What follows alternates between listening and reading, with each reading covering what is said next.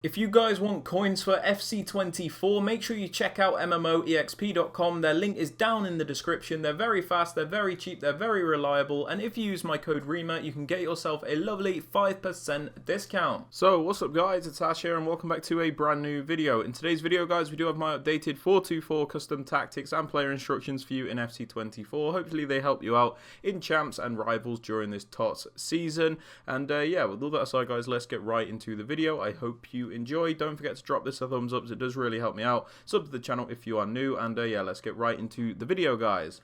Alright then guys, so for the tactics on the defensive style, we have this on balanced. I like balanced because it does give me the best control over my defense. When I want to press, I can. When I want to drop off, I can also do that.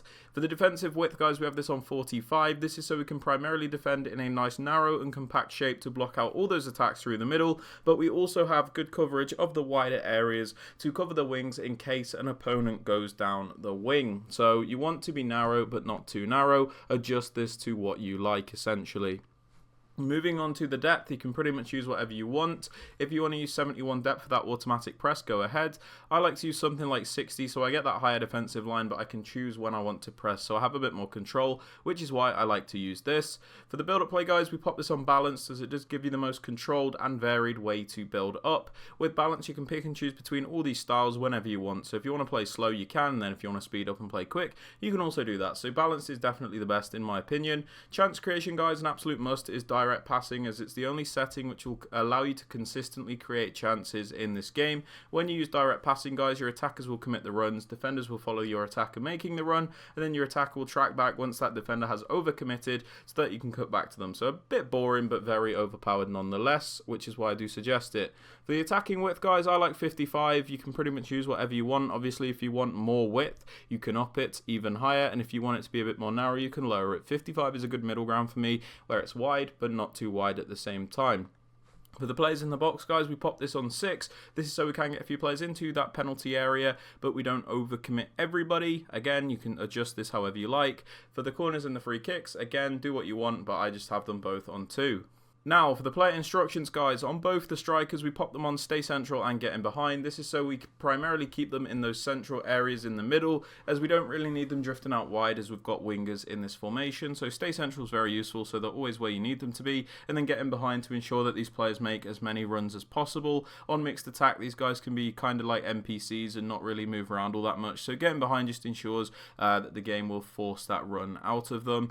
For the wingers, guys, we pop them on comeback on defense, cut inside, and get in behind. Comeback on defense is very important on wingers in this formation, because if you look at the midfield by itself, there's only 2 midfielders in the team, so there's absolutely no coverage of these wider areas unless we put these wingers on comeback on defense, which will kind of make it defend more like a 4-4-2 when we don't have the ball. So it just means these wingers will come back and cover those wider areas. Cut inside is very useful because they'll start their runs out wide and then transition more into the narrow areas. It's a really good attacking AI movement that I like. You guys don't have to use this if you don't want to.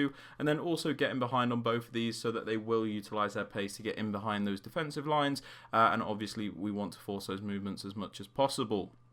For the 2 centre mids guys, the left one, the more defensive one in my case, we pop them on stay back while attacking and cover centre. This is to bring balance in the midfield. We don't want both midfielders flying forward, otherwise we're just going to get destroyed on the counter. So it's important to have at least one defensive minded midfielder that will sit back and be a rock. So in my case, Shuameni, stay back, cover centre to cover that middle area. And then for the right centre mid, we have a more box to box style player, somebody that will attack and defend, so basically have a bit more of a free roll and help more in the transitional play. So we kind of just let them do what they want on the default settings, and then just pop them on cover centre so that they'll cover that middle area. Remember guys, both these centre mids cover centre, as these wingers will cover those wider areas for you.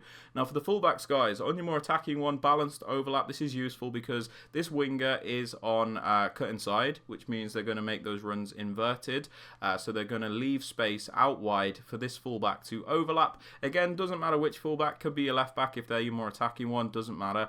In my case it's the right back, balanced attack and overlap. And then for the more defensive ones, stay back and overlap, so you always have at least 3 defenders back at a time, but when you send them on the run forward like the other fullback, they'll add that extra width on the overlap.